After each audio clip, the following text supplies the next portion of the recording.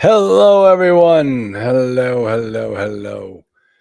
Good to see you all. Okay, this is this is 3 or 4, Molly. What part are we in of the process? It's lesson 4. See that? I just say it, and the answer pops right up. Okay, so let's talk about what's going to happen when you're acquiring a multifamily property and how you know things are going to just start progressing, and you're going to have to know how to handle it, because you always have to remember you are the quarterback of this deal. Don't let anyone else dictate how this deal is going to go. I teach my students, number one rule: always remain in control of the deal. And this is no different. So every aspect of the acquisition process, you need to be in control. And you need to be in control over the title insurance component as well, which means you've got to know what it is and how it works and what's going on that can impact you positively and negatively during the acquisition process. So let's think about this from the genesis of the problem. And the genesis of the problem is the fact that in the purchase and sale contract, there will be a whole section on what happens during the period of the agreement as it relates to title insurance. Now, I'm going to call it legal due diligence. I've always talked about the 3 levels of due diligence. You've got the physical, you've got the financial, and you've got the legal. Everybody understands the physical. Everybody wants to get out there and walk through the units. The legal is the most boring part, but it needs to be done. And you need to understand what it entails so that you're going to do it right. So what happens is, in the letter of intent is the first discussion regarding title insurance. And typically what it's going to say is who pays for the title insurance. Usually it's the seller that pays the basic policy for the title insurance. If you want to add an owner's policy, you're going to have to pay for that. Okay, so the basic policy is typically required is paid for by the seller. Now, that's not true in every jurisdiction. Whenever I have a client who's doing a deal in Virginia, they always come back and say, hey, the seller says that I'm supposed to pay for the title insurance because that's usual and customary. Like, well, okay, well, I guess, I mean, it's whoever you contract for. Whoever contracts, if you say in the purchase and sale, if you say in the letter of intent, hey, you're going to pay for this, and they say, okay, well, then they're paying for it. So in that section, you say who is paying for it. Now, usually, if you've got a short form letter of intent, that's pretty much all it says. And what happens is when you get to the purchase and sale contract stage, that's when things start to get negotiated as to what it entails. So let me talk to you about the flow here. So what happens is, and this is all going to be detailed in the purchase and sale, is within a certain amount of time after you execute the purchase and sale, the seller is going to get you a title commitment letter. All right. Now, how do they do that? What typically happens is before they even know you exist, they will have started an engagement with a title insurance company, and that title insurance company will do the abstract. And the abstract of title is what they're going to use to determine the benefits on the title insurance policy. So if they do that all ahead of time, That means when you execute the purchase and sale contract and the title insurance company, who might also be the escrow holder, doesn't have to be, you're in control. You can write it any way you want, but usually that title insurance company will be sending you a letter to your house, and that's the title commitment letter. Now, here's what you need to know is when that letter comes in, don't just throw it in the inbox and forget about it.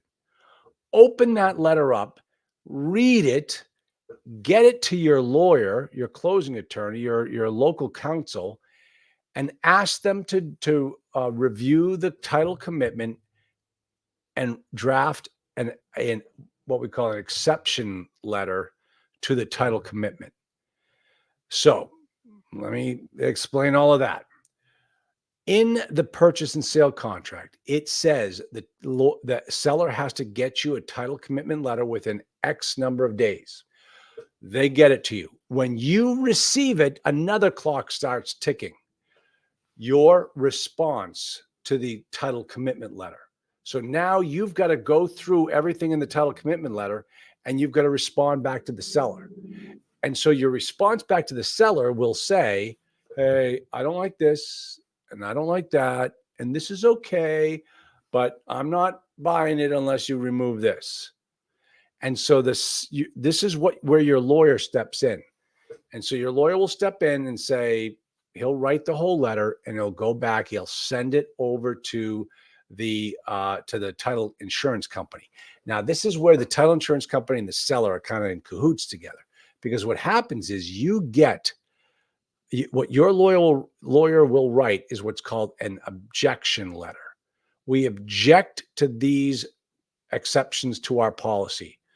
We want you to cure these exceptions.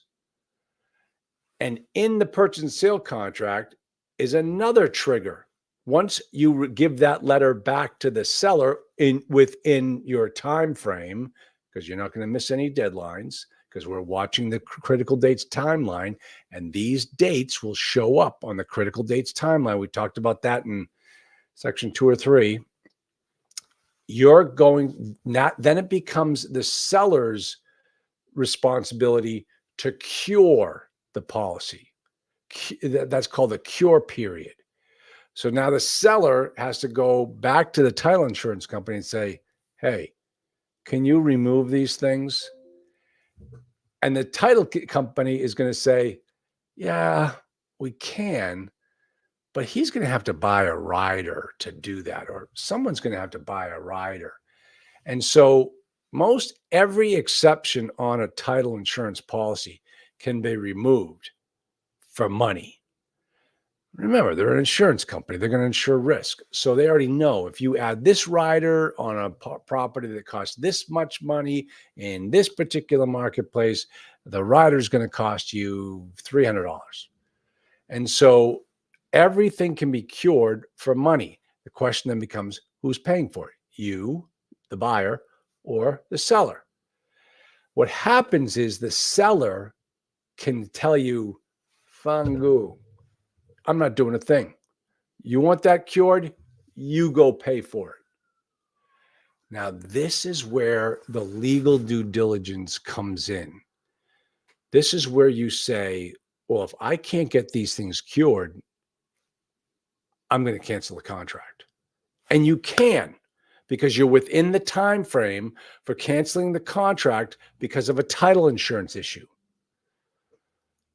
I'm going to talk about timeframes in just a moment. But if the seller decides he's not going to do anything about it, there's nothing you can do except go fix it on your own. And I'll tell you something, folks, that tends to be the way it works, is the seller doesn't do a darn thing. And he just says, you go fix it. I'm not curing it. And so in that particular case, if it's something you can live with, if it's something that can be easily cured by a rider on the title insurance company, and you really want this property, well, geez, you might want to just suck it up and fix it, with the insurance company and keep buying the property.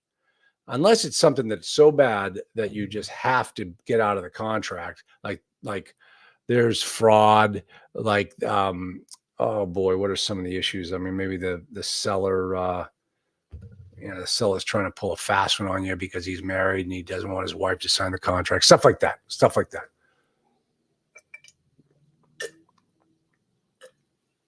So then that's what happens. I'm going to show you.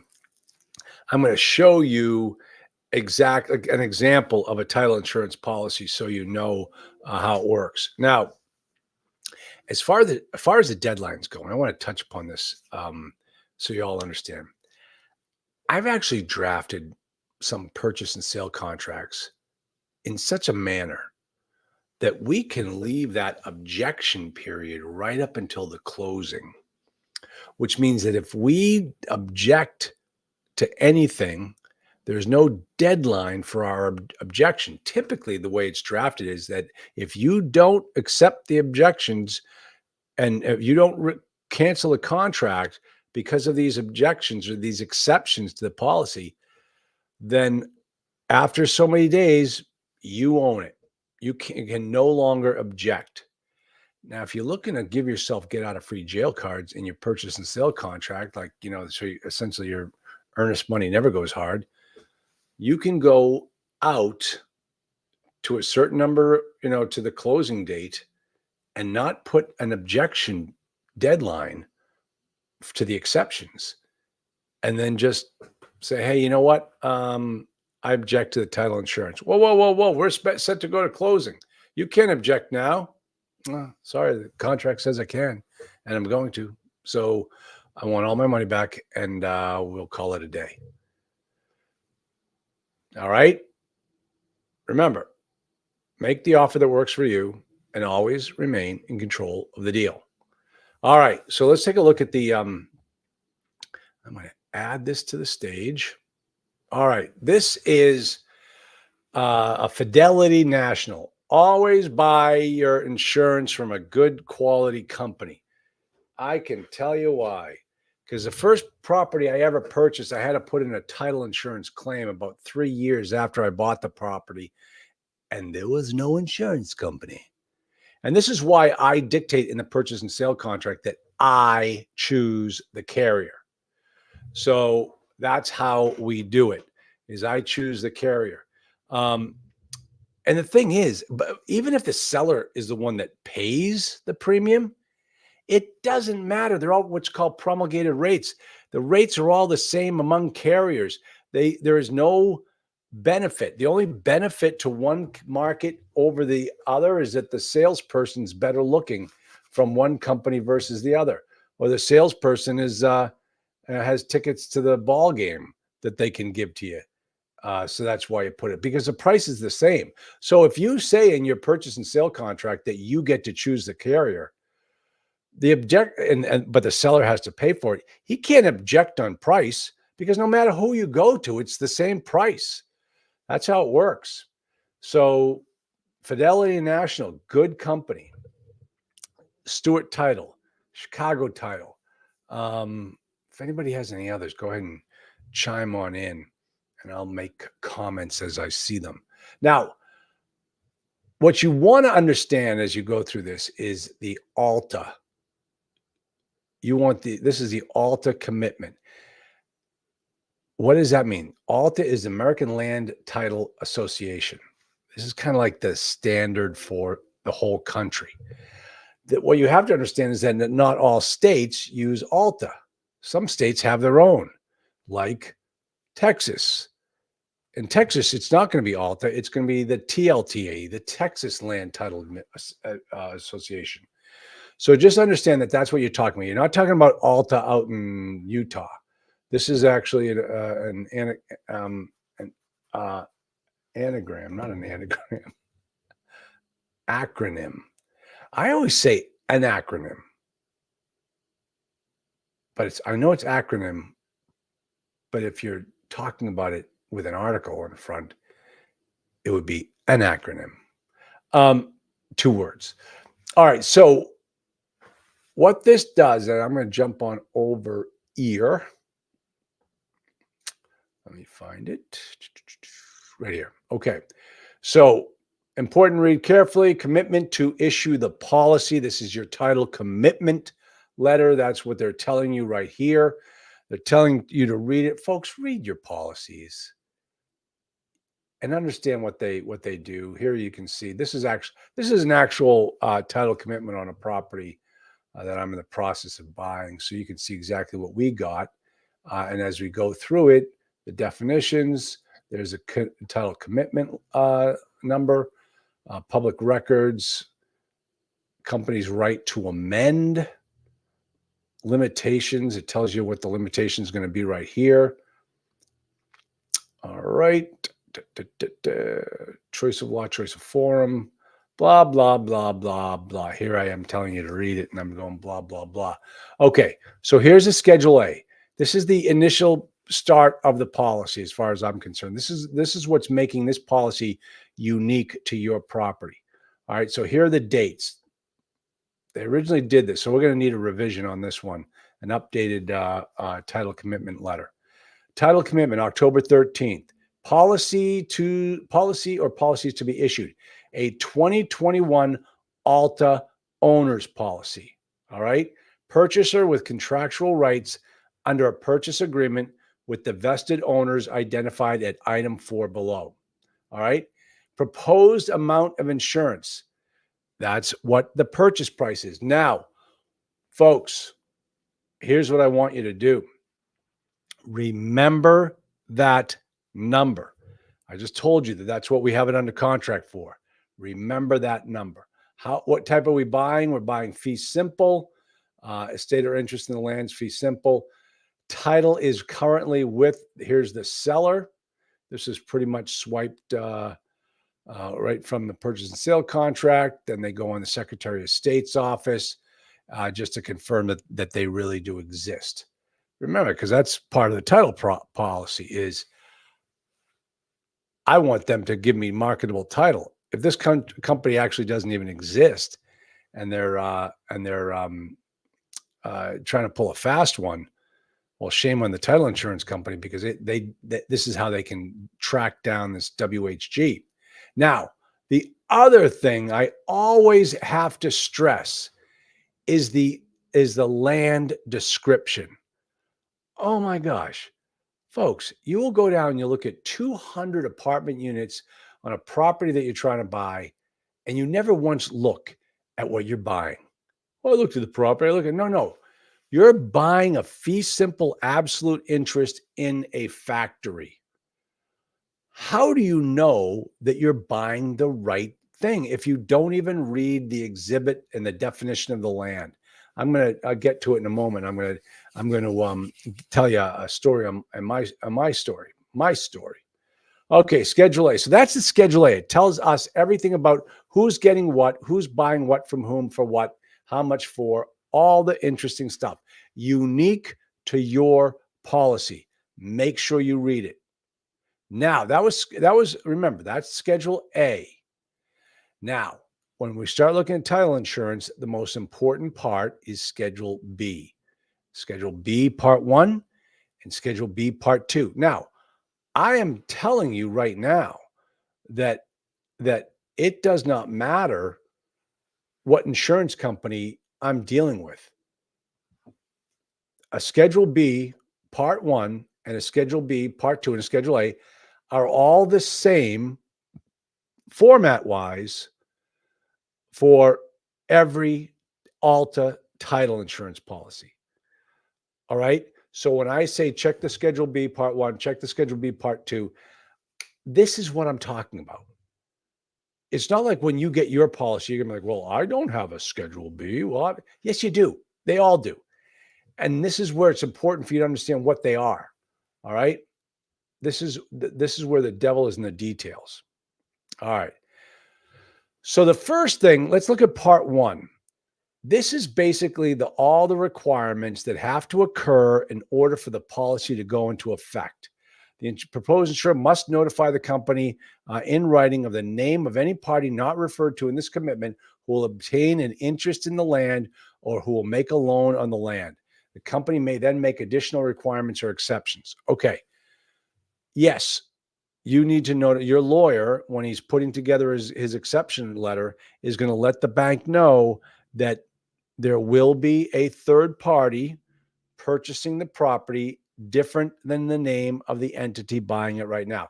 Because you always assign the contract, you always end up buying the property in a different entity name, and that's what we're doing here. All right, pay the agreed amount for the estate or interest to be insured. This is what you must do. Pay the premiums, fees, and charges. So, in other words, you pay the $6 million. Pay all taxes, charges, assessments levied, which are due and payable. Satisfactory evidence should be had that improvements or repairs or alterations thereto are completed. That contractors, subcontractors, labor, and materialmen are all paid, because these guys can go put a lien on the property, and that becomes a title issue. So they want you to make sure you need to provide satisfactory evidence that everything's been taken care of. Documents satisfactory to the company that convey the title or create the mortgage to be insured, or both, must be properly authorized, executed, delivered, and recorded in the public records. Now, this is where it starts to get cool. The deed. Okay, everybody needs to get ready, because there's going to be a question here. The deed from WHG to the proposed insured owner, conveying the property described therein in fee simple, free and unencumbered. Also attaching the certificate of conversion to limited partnership of WHG, a Delaware limited liability company, as an exhibit to the deed conveying the property contemplated by this commitment. So they're giving us documents that show that WHG has the authority to make this conveyance. We're taking a look at the original deed to see exactly what type of ownership that WHG actually has. Because remember, you can't sell an interest that you don't own. And also you can't sell, well, okay, I guess I was going to say it a different way, but it's going to be the same thing. We are looking to buy fee simple. WHG needs to have fee simple.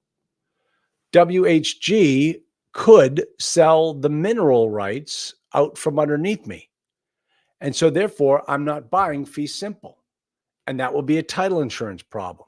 So we need to look to see, what does WHG have in the way of of ownership that we are buying and that they're allowed to sell.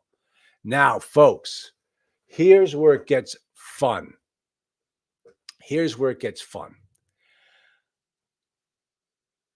I'm going to ask you to solve this problem.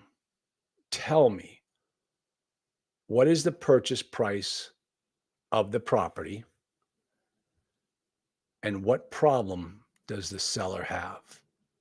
All right. So as you can see here, this is tax information. They paid their taxes, but let's take a look at this.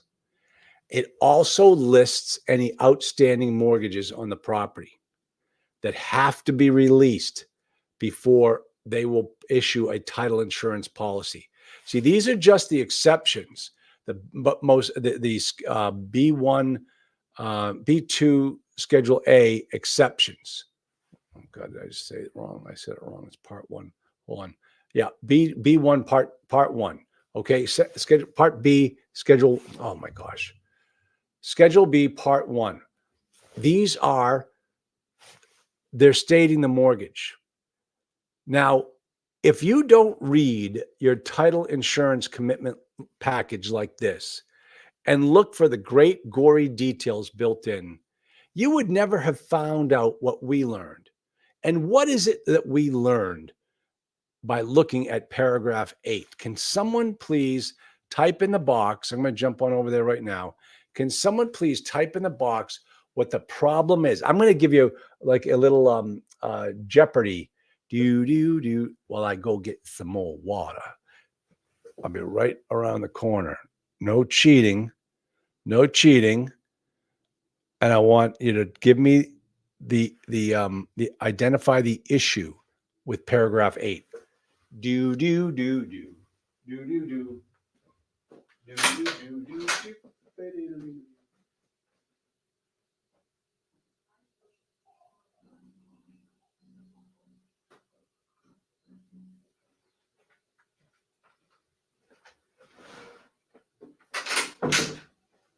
Boom,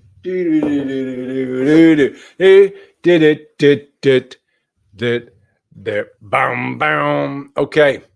Okay. So, David Lavelle, you're from Columbus, Ohio, David. Congratulations for making it all the way to Final Jeopardy. Um, all right. No, okay. The assignment of rents is after the mortgage was recorded. Oh, let me see. That's not what I'm looking for. Is that where do you see the assignment of rents? The assignment of leases and rents together with assignment. Okay. And recorded more and together with assignment. Pay and record. Okay. And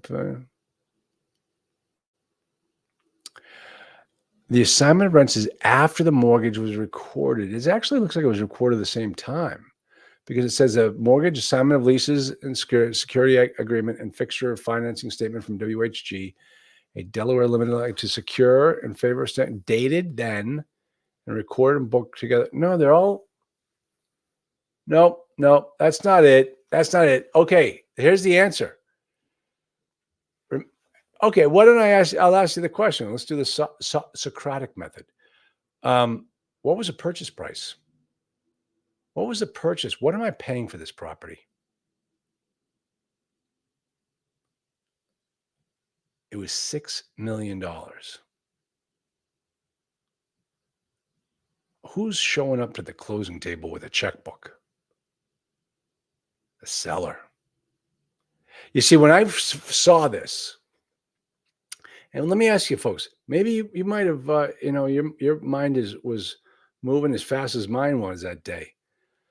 But if you find out that the bank has a $6.45 million note on the property, and you're paying less than that, but your mortgage terms because of Jerome Powell, your mortgage terms aren't that great. You got one of your loans is 9% interest. When I saw that there was a $6.45 million mortgage on the property, I went right to the seller. I said, "Hey, would you guys have any objection to us just not short selling it, not really short selling it, because there existed a purchase and sale contract for $6 million. So the bank would be like, hey, wait a minute, short selling it. We're not going to do that. But the thing that what I tried to get the seller to do is to let me assume the existing mortgage. I got to pay $6 million. If I can get a great interest rate, and I know this property is a steal, I'll pay 6.4.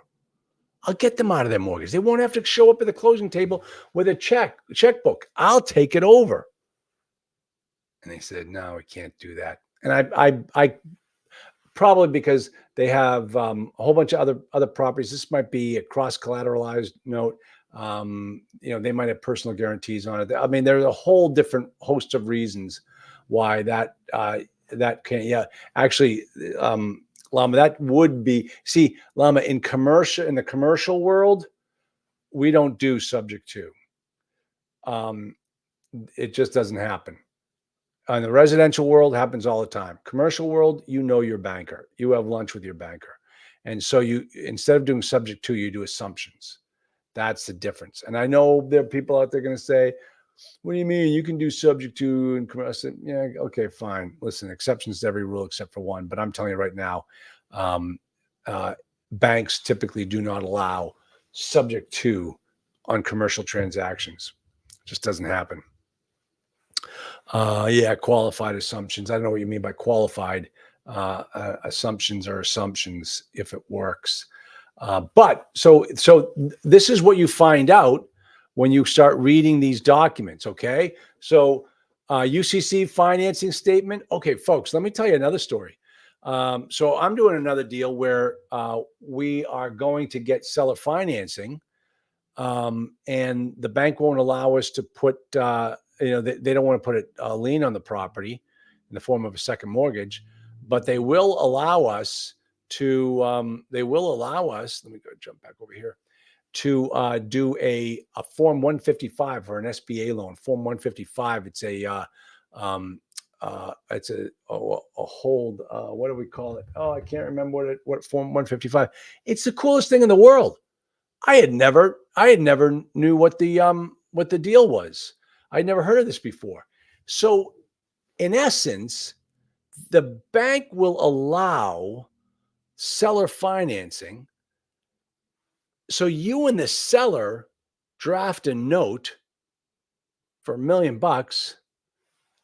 The document goes to the bank and they stick it in their file. And the security is that if I sell that property and that bank gets paid off, that bank pays off that note that's in the file. And that's the security. They end up, getting their money that way without any burden on the property. And no, you can negotiate it so that there's, no payments and there's no debt coverage, debt service coverage ratio issue. I'm having trouble speaking today. It's late in the day. So these are, I mean, and then what you can do is you take that note and you can do a UCC filing for it, and that way they get recorded as on the Uniform Commercial Code side of the side. Yeah, thanks, Llama. The UCC filing and not on the property. You won't find it at the registry, but if you do a UCC statement, you can find out if there's additional debt or some type of obligation on the property. Oh, sure. Oh, qualified. That's what you mean? Yeah. Well, an assumption is bank has to approve the new buyer. So, all right, let's go back here. All right. So, okay. So then you see that they have to articles of organization and operating agreement for Delaware LLC. So the thing that's kind of weird about this is it's an LLC. An LLC doesn't have articles of organization. Well, maybe that's what they're calling it in Delaware, but the operating agreement is really what we want to look at. We want to make sure that they have authority in their operating agreement to do what they're supposed to do. And if it requires additional steps like a board of directors meeting, we have to get documentation that a board of directors meeting has taken place, minutes were held, all this type of stuff. Typically, the closing attorney or the title company handles those types of things. But that's what the title insurance company will say. You have to give us these things so that we know that this is going to be a legitimate transaction.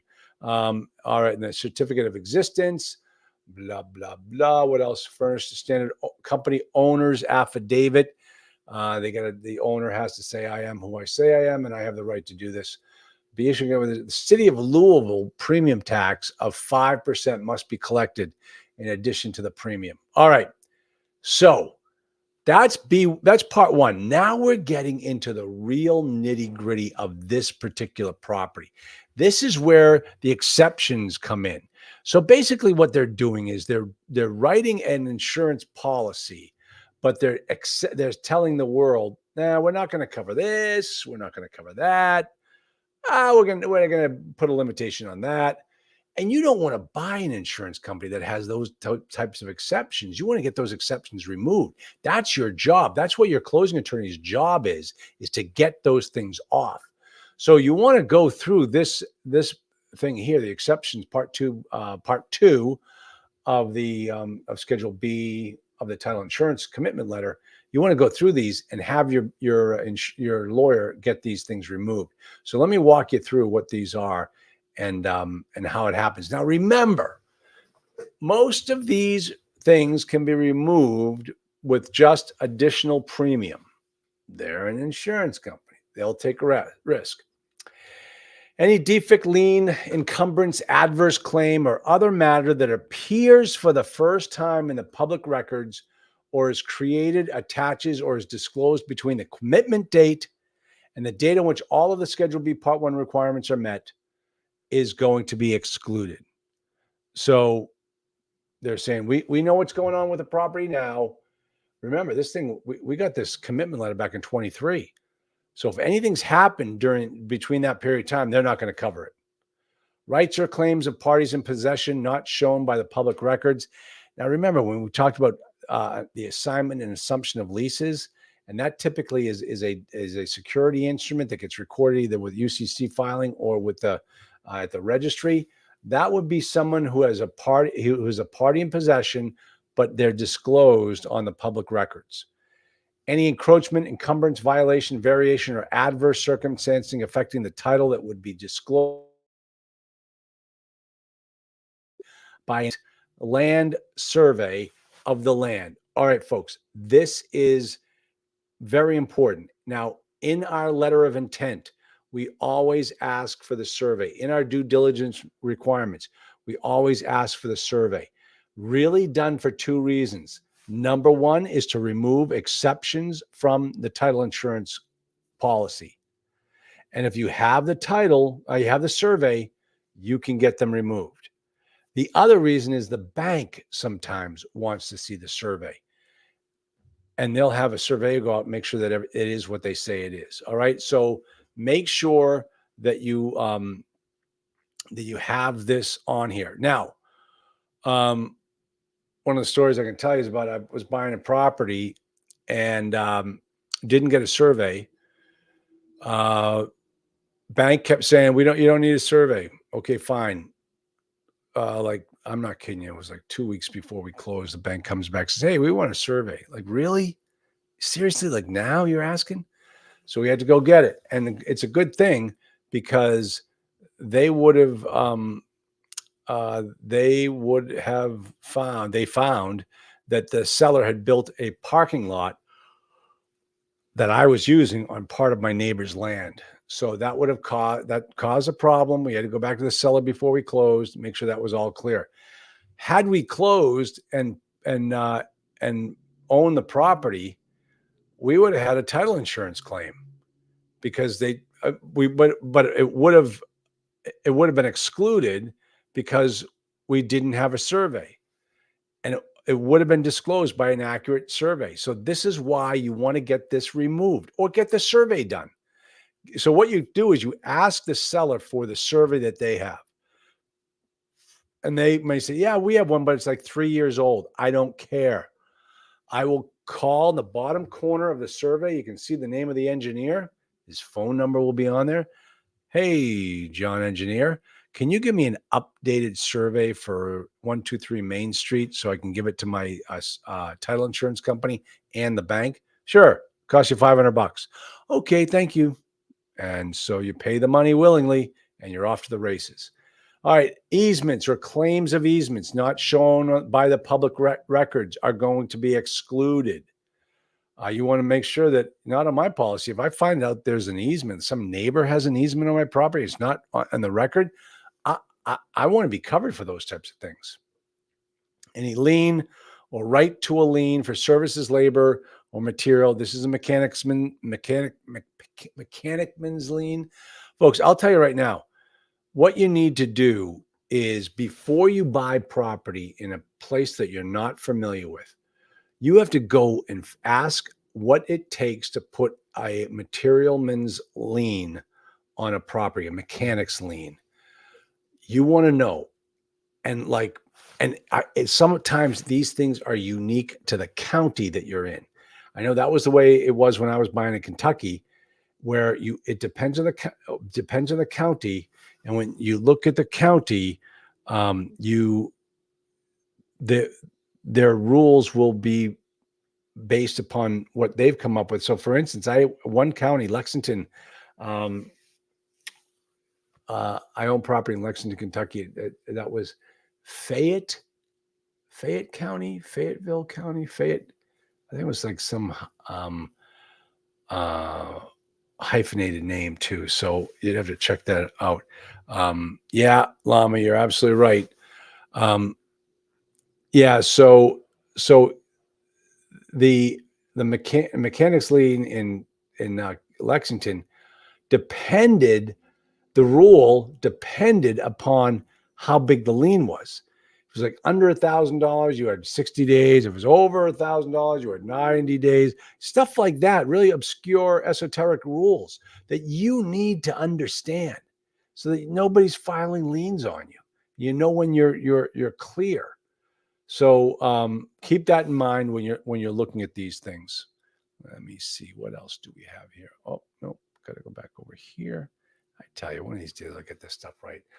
Any coal, gas, or other mineral rights hereto conveyed, accepted, reserved, or leased, together with all the incidental rights thereto. Lien of 2023 state and county taxes, not yet due and payable. You see, they call it a lien.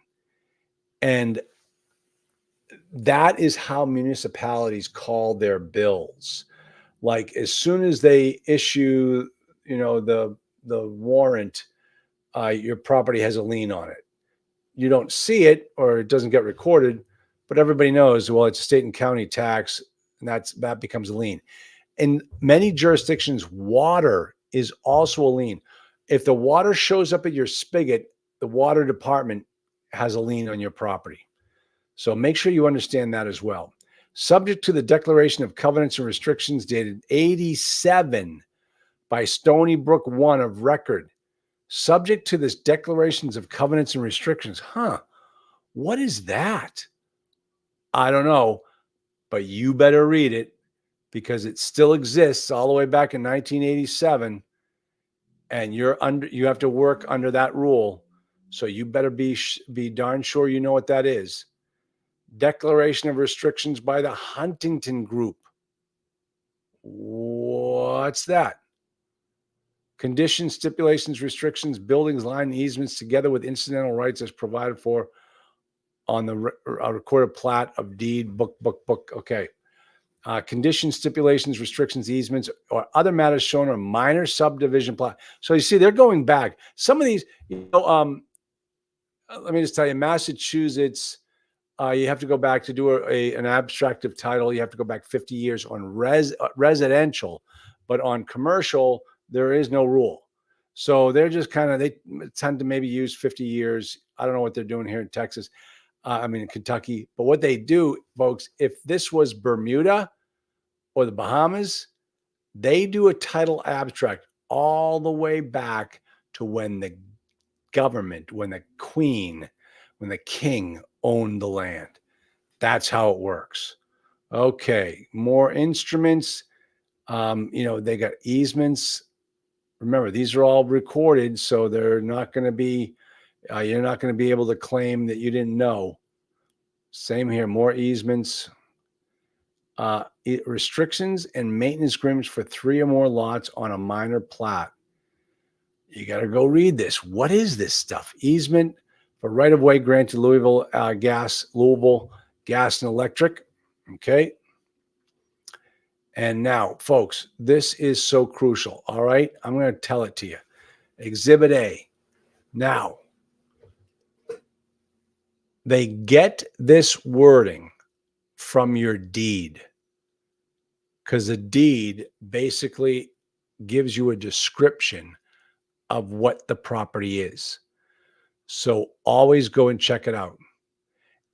And in this particular case, you're going to see that there are different books and pages being recorded.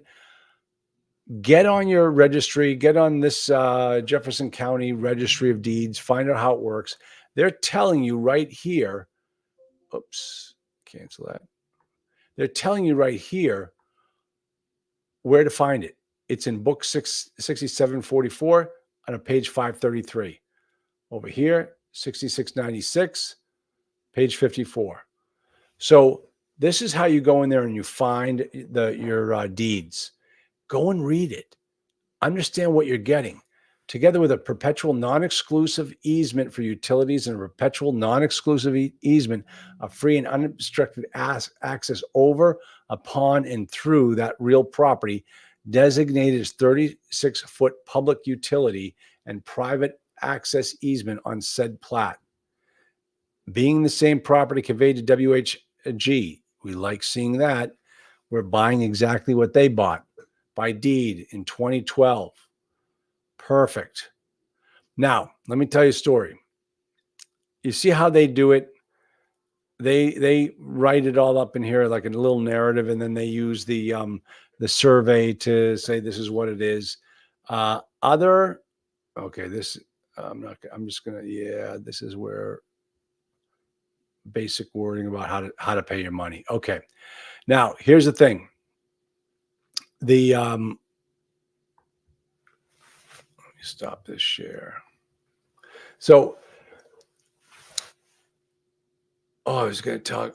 So in Texas, different jurisdictions do the descriptions differently. In Texas, there are like meets and bounds, and you can do it everything that describe the land around a point.